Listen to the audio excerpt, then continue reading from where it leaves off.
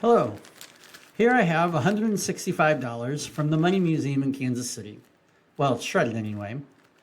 And the question is, instead of shredding it, what if they had put that into a CD or some sort of bank account with interest? How long would it take for me to have twice as much? So this sort of question can be solved with something called a discrete dynamical system. And we'll be using the next couple of sections to explore the various things we can do with those. And in this section in particular, we're going to be exposed to the idea of a difference equation. So before we say exactly what that is, let's go back to that idea of a dynamical system. And basically, a dynamical system models change. And the formula that we'll use to help us understand how to model change is just the following. Change equals future minus present. Now, if that changes continuously, then we're going to use something called a differential equation to model that.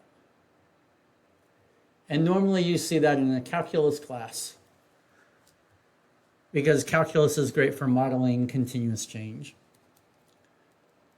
But sometimes change happens discretely. And in that situation, we're going to use a difference equation. Now, we've already talked about the difference between discrete and continuous. And recall something that is always growing, like a plant, would be an example of continuous change. But something like a bank account that only changes once every month or quarter or year would be discrete. And so that's why a difference equation will be useful for questions involving money. So here's the formula that we'll use to help us understand this. First, we need to let A sub n represent the amount of some quantity, some item, after n time periods. So if we're talking about money, then this could be after n months or n years or n quarters. If we're talking the population of the United States, then this might be after decades, because the census is once every 10 years. And so change, we're going to use the usual symbol delta, so delta A sub n. And future, we're going to represent by A sub n plus 1, and then the present will be A sub n. So we are living in the nth time period, and we want to know what's the future amount. And this is known as a difference equation because there's a difference in it. And generally what we're going to be looking for is some sort of function of A sub n to represent that difference. Now, if you think about it, another way of writing this formula would be to solve for A sub n plus 1, and then if we move the A sub n over, we have A sub n plus delta A sub n. And so now the future is based on the present and the change. But if you work your way backwards from that, eventually you'll get to the beginning value, whatever that might be.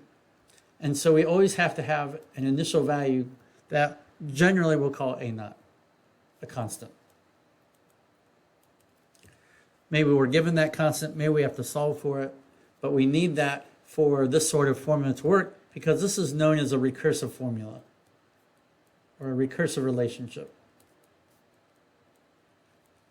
And it's recursive because the next value depends on the previous value.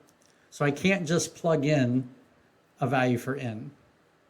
For instance, if I want to know the amount after 1,000 time periods and I'm given A0, I would have to solve for A1 and then A2 and A3 and A4 and so on. So the downside is that could be a lot of work.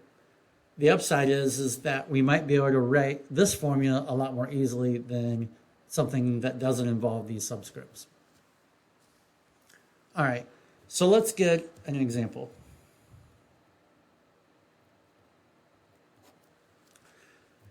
So we'll stick with the money theme and assume I put $5 in a shoebox every day.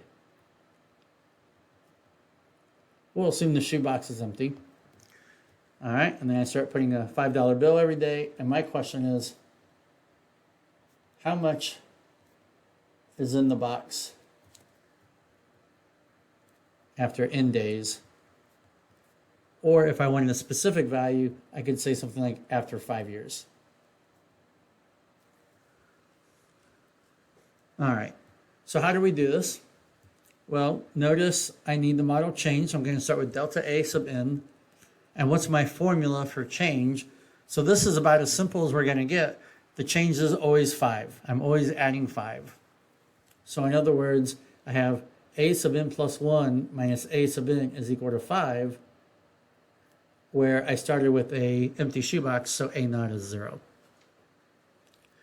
And then if I solve for A sub n plus 1, I get A sub n plus 1 is equal to A sub n plus 5.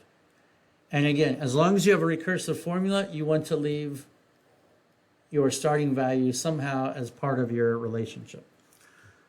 So this is a dynamical system, a discrete dynamical system, or a difference equation representing this problem. Now, we still haven't quite solved the question because here we want to know how much is in 5 years. So what I would have to do is add 5 over and over, 5 years worth of n's, okay? Now, we could do that with a calculator or a spreadsheet. It might be a little tedious, but in this case, I can actually write an explicit formula. And we all know this, is that if I wanted to write this explicitly, I know that it's just 5 times the number of days. And then I don't need the A0 because at the 0th day, I have 5 times 0. So this is also a valid way of answering this question. And so then if I wanted 5 years, that works out to 1,836 days. So I need to know A sub 1836, which is 5 times 1836, which works out to $9,130. All right, so that is a very simple example with a difference equation. We'll do some more in the next video. We'll see you there.